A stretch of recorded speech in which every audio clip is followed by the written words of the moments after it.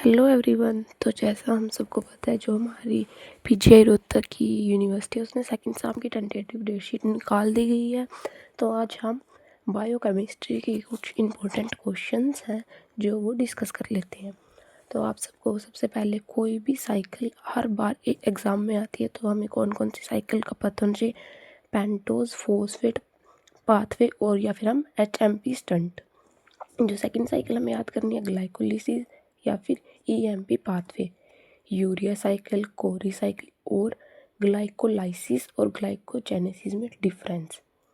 उसके बाद हमें जो एक साइकिल और लर्न करनी है वह beta oxidation of fatty acid.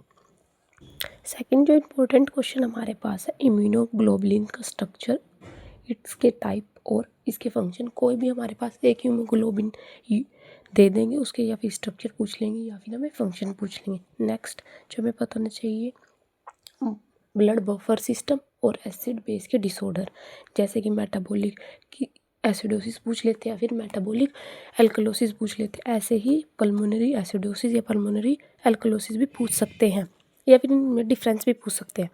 उसके बाद है ब्लड रेगुलेशन एंड कंट्रोल और फैक्टर अफेक्ट, जो ब्लड को रेगुलेशन को अफेक्ट करते हैं। डिफरेंस पता होना चाहिए एंजाइम और आइसो एंजाइम में, जॉन्डिस और उसकी क्लासिफिक। अब हम लोग कुछ शॉर्ट क्वेश्चन देख लेते हैं।